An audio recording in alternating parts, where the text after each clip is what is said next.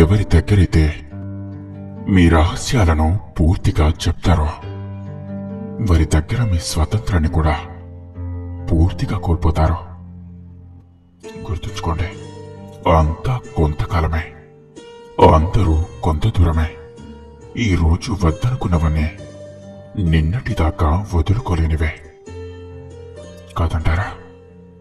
బంధం పేరుతో బాధ పెట్టేవారిని, స్నేహం పేరుతో చెడగొట్టేవారిని జీవితంలో దూరం పెట్టడమే ఎంతో మంచిదే కాదంటారా? గతంలో మిమ్మల్ని విమర్శించి మీకు దూరమైన వాళ్ళని భవిష్యత్తులో కూడా దూరం నుండి చూసే అవకాశాన్ని మాత్రమే కల్పించు. అర్థమైందనుకుంటా. గుర్తుంచుకోండి, జీవితంలో తప్పుడు వ్యక్తులే సరైన పాఠాలను నేర్పించి వెళ్తారు కదంటారా? మిమ్మల్ని మీరు కాపాడుకోవడానికి ఇతరులపై నిందలు వేయకూడదు. ఎందుకంటే కాలానికి నిజాన్ని నిరూపించే శక్తి ఉంటుంది కాబట్టి. వర్తమానం వేధిస్తుంది అంటే భవిష్యత్తు బాగుంటుందనే అర్థం. గుర్తుంచుకోండి, గొప్పగా బ్రతకడం అంటే సుఖంగా జీవించడం కాదా, ఆత్మగౌరవంతో బ్రతకడం. చెప్పుడు మాటలు నమ్మి చెడిపోయిన వాళ్ళు ఉన్నారే కాని ఆత్మగౌరవంతో బ్రతికి పాడైపోయిన వారు లేరు కదంటారా? ఈ రోజుల్లో పుస్తకాల్లో ఉండేదే సమాజంలో లేదా, సమాజంలో ఉండేదే పుస్తకాల్లో లేదా. అందుకేనేమో బాగా చదివినవాడు బానిసవుతున్నాడు, ఏమీ చదవనివాడు రాజ్యం వెళుతున్నాడు కదంటారా? ప్రశ్నించేవాడు మనవాడైనా పరాయివాడిలా కనిపిస్తాడు.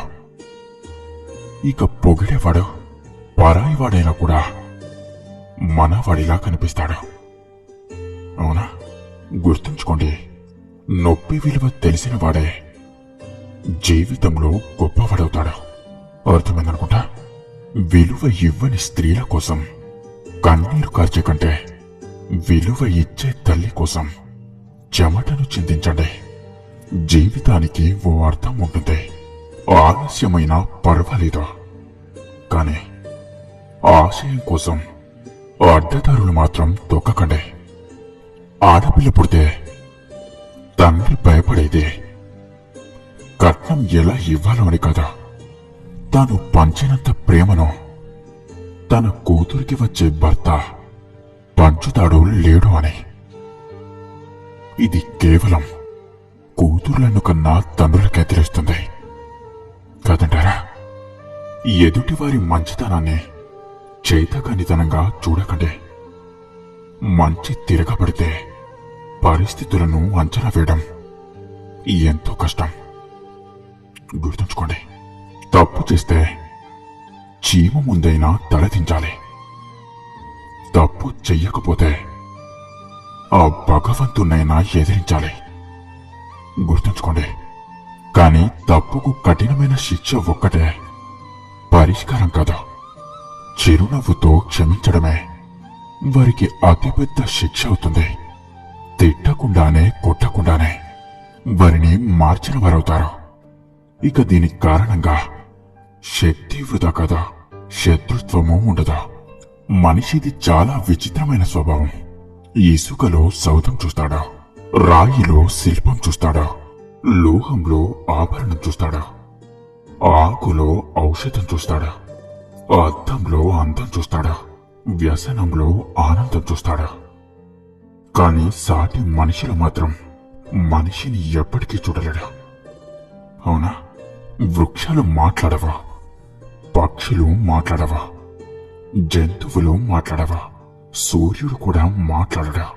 కాని పరిపూర్ణంగా ప్రకృతి యొక్క శక్తితో వాటి వాటి ధర్మాలను ఎంతో గొప్పగా నిర్వహిస్తున్నాయి. మనిషి ఎక్కువగా మాట్లాడే ఏ ధర్మాన్ని కూడా నిర్వర్తించడం లేదా.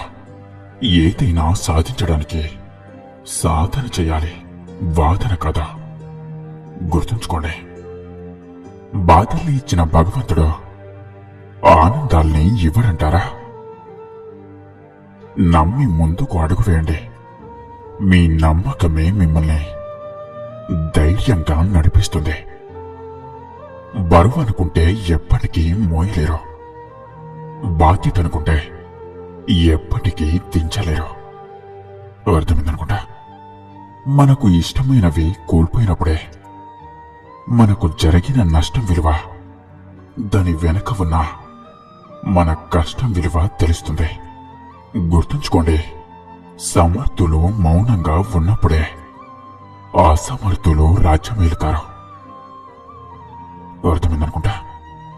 మీకు మంచి అనిపించింది ఇంకొకరికి చెడు అనిపిస్తుంది. ఇక మీకు చెడు అనిపించింది ఇంకొకరికి మంచి అనిపిస్తుంది.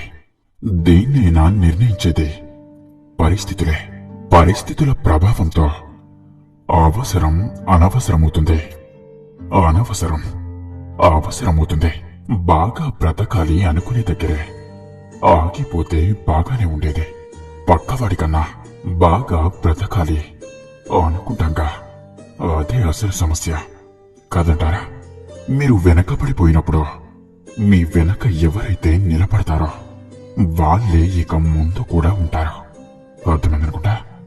వయసు పెరిగే కొద్దీ గాయాలు అవుతూనే ఉంటాయి, కానీ రక్తం రాదు, కన్నీళ్లు రావు. ఎందుకంటే అవి తప్పనిసరిగా మానసిక గాయాలే అయి ఉంటాయి కదంటారా? సృష్టికర్త అనేవాడు కఠినంగానే ఉండాలి, లేదంటే తను దేన్ని సృష్టించలేడా? అలాగే నువ్వు అనేవాడివి కఠినంగానే ఉండాలి, లేదంటే దేన్ని కూడా పొందలేవా? అర్థమైందనుకుంటా. ఇతరుల గురించి మీరు పట్టించుకోవట్లేదు, ఆలోచించట్లేదు అంటే మీకు పరిణితి వచ్చింది అని అర్థం. కానీ లోక దృష్టిలో నువ్వు మూర్ఖుడివే, అలాగే స్వార్థపరుడివి. అవునా? అయినా పర్వాలేదు అనుకునేవాడే నిజంగా పరిణితి చెందినవాడా? గుర్తుంచుకోండి, మీరు ఒంటరిగా ఉండటానికి ఇష్టపడుతున్నారంటే అనవసరపు విషయాలకు దూరంగా ఉండాలి అనుకుంటున్నారు అని అర్థం కదంటారా? పెళ్లి తర్వాత ప్రేమ తగ్గింది అనడం తప్పు, కోరిక తగ్గింది అనడం సరైనదవుతుంది. ఒక ఆడది మగవాడి యొక్క కోరికల్ని తీర్చి సంతృప్తిపరుస్తుంది, కానీ ఒక మగవాడు ఆడదాని యొక్క కోరికల్ని తీరుస్తుంటే బానిస అంటుంది ఈ లోకం కదంటారా? ఎప్పుడూ నవ్వుతూ ఉండండి, ఎందుకంటే మనకి ఈ బాధలు కొత్తేం కదా, అలాగే మనకి ఈ జీవితం శాశ్వతం కూడా కదా. అర్థమైందనుకుంటా. ధైర్యంగా ఉండండి, అంతా మంచి జరుగుతుంది.